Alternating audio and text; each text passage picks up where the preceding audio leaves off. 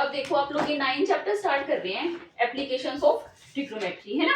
अब इस वाले चैप्टर में ना मेन आपकी 2 टर्म्स यूज होंगी, बस उनको देखो, वो टर्म्स समझ में आ गई ना तो बहुत इजी हो जाएगा क्वेश्चंस को सोल्व करना। फर्स्ट टर्म है आपकी angle of elevation, first term है आपकी एंगल ऑफ एलिवेशन, और सेकेंड टर्म है आपकी एंगल ऑफ डिप्रेशन। अब आप बताओ, स्कूल में हो चुका है वैसे चैप्टर आप लोगों का, कुछ आइडिया एंगल ऑफ एलिवेशन क्या होता है? थोड़ा बहुत कुछ आइडिया? अरे मैडम ने कुछ तो कराया होगा। एंगल कैसे बनता है? मैं तो यहाँ से उसके पागल हो जाऊंगी। एंगल ऑफ एलिवेशन को मैं समझाती हूँ। देखो फॉर एग्जाम्पल मैं यहाँ बैठी हूँ, मेरी आंखें ये हैं, ठीक है, मैं कुछ भी देख रही हूँ, जैसे सामने इधर देख रही हूँ या मैं इस वॉच को देख रही हूँ, तो मैं किसी भी ऑब्जेक्ट को अगर ऊपर की साइड देख रही हूँ ना, ठीक है, और मेरी आंखों से लेके उस ऑब्जेक्ट तक ना अगर एक लाइन को ड्रॉ किया जाए तो उस लाइन को हम बोलते हैं लाइन ऑफ साइट। क्या बोलते हैं? Line of site. और जो मेरी आंखें है ना, इसके बिल्कुल पैरेलल अगर एक लाइन ड्रॉ करूँ ना समानांतर, तो उसे हम बोलते हैं हॉरिजॉन्टल लाइन, टिकी हुई लाइन। तो उसको डायग्राम समझो आप।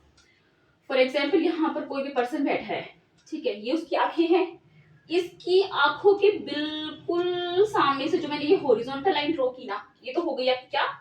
Horizontal line. क्या हो गई? हॉरिजॉन्टल लाइन, टिकी हुई लाइन, है ना। और फॉर एग्जाम्पल यहाँ कोई भी ऑब्जेक्ट है आपका, कोई भी ऑब्जेक्ट कुछ भी हो सकता है, ठीक है, इसकी आंखों से लेके और इस ऑब्जेक्ट तक जो भी लाइन ड्रॉ की गई ना, उसे हम बोलते हैं क्या? Line of site. क्या बोलते हैं? Line of site. ठीक है। अब देखो लाइन ऑफ साइट और हॉरिजॉन्टल लाइन के बीच में आपका जो एंगल बनता है ना, वही होता है आपका एंगल ऑफ एलिवेशन। समझ आया? तो सिंपल डेफिनेशन क्या है? Line of site and horizontal line के बीच में जो एंगल बना ना, इसी एंगल को हम बोलते हैं एंगल ऑफ एलिवेशन। आगे समझ में? एक बात और, जो एंगल ऑफ एलिवेशन है ना, वो हमेशा ना हॉरिजॉन्टल लाइन के ऊपर बनेगा। एंगल ऑफ एलिवेशन हमेशा हॉरिजॉन्टल लाइन के ऊपर बनेगा। समझ गए? अब बस इसको ऐसे ड्रॉ कर देंगे, ये तो 90 डिग्री का एंगल हो ही गया, बनेगी ना आपकी राइट एंगल ट्राइंगल। फिर हम क्वेश्चंस को डील करेंगे। हमें किसी क्वेश्चन में एंगल ऑफ एलिवेशन दे दिया जाएगा, किसी क्वेश्चन में हमें एंगल ऑफ डिप्रेशन दे दिया जाएगा, कोई एक साइड दे दी जाएगी, दूसरी पूछ ली जाएगी। इस तरह से ना इस चैप्टर में ना हमें ट्रिग्नोमेट्री रेशियोज पता होने चाहिए। कल बताया था मैंने आपको ये चीज, ठीक है। एंगल ऑफ एलिवेशन क्या है, एंगल ऑफ डिप्रेशन क्या है, ये पता होना चाहिए। और तीसरी चीज क्या पता होनी चाहिए आपको? मेनली साइन, कोस और टेन, ये तीन जो आपके थीटास होते हैं, इनके आपके एंगल्स के लिए 30 degree, 45 degree and 60 degree, mainly ना इन तीन एंगल्स के लिए वैल्यूज पता होनी चाहिए। जैसे हमने टेबल से लर्न किया था ना, साइन 0 0, साइन 31/2, इस तरह से मेनली है ना साइन, कोस एंड टेन, इन तीन के लिए ना 30 डिग्री, 45 डिग्री एंड 60 डिग्री, इन तीन के लिए वैल्यूज पता होनी चाहिए। बस ये तीन चीजें पता होंगी तो सारे क्वेश्चंस हो जाएंगे। समझ गए? अब देखो एंगल ऑफ डिप्रेशन क्या है।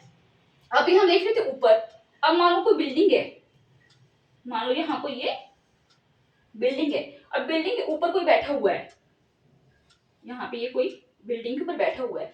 अब ये ऊपर से नीचे दिखेगा किसी को ऑब्जेक्ट को, मान लो हम ऊपर बैठे हैं, ऊपर से हम ऐसे नीचे देख रहे हैं, या मैं यहाँ बैठी हूँ तो मैं यहाँ से नीचे देख रही हूँ। अगेन जो मेरी आईज हैं और नीचे जो ऑब्जेक्ट रखा हुआ है, उस दोनों चीजों को मिला देंगे तो जो लाइन हमने ड्रॉ की ना, उसको हम बोलते हैं लाइन ऑफ साइट।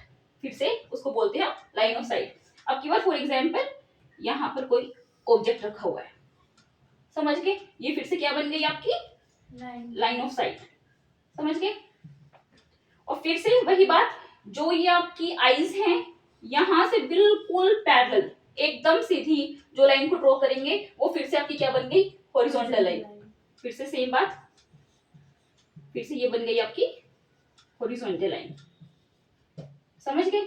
और फिर से डेफिनेशन वही सेम रहेगी कि horizontal line and line of site के बीच में जो एंगल बना ना, वो आपका बना आपकी बात एंगल ऑफ डिप्रेशन। समझे?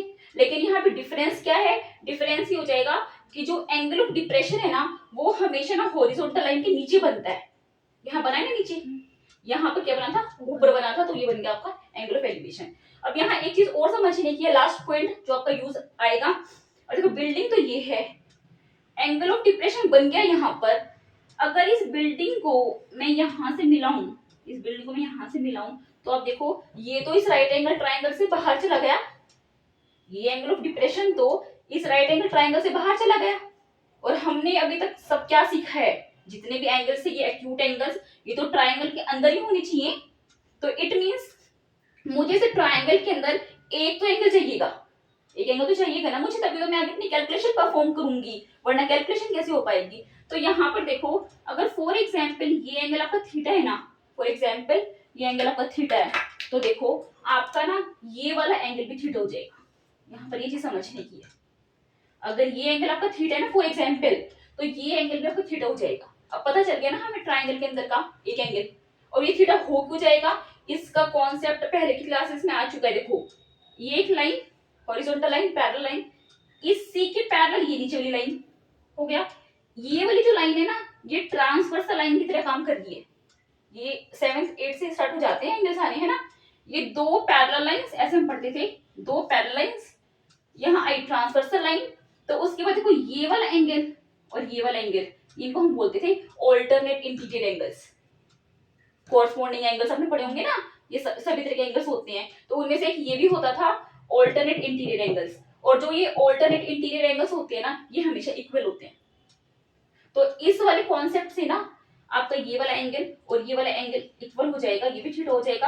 अब हमें एक एंगल पता चल गया, तो अपने ट्रिग्नोमेट्री रेशियो लगा के जिस भी हिसाब से हमें साइड्स गिवन होंगी और जो पूछ रखी होगी वो निकाल देंगे। समझ गए।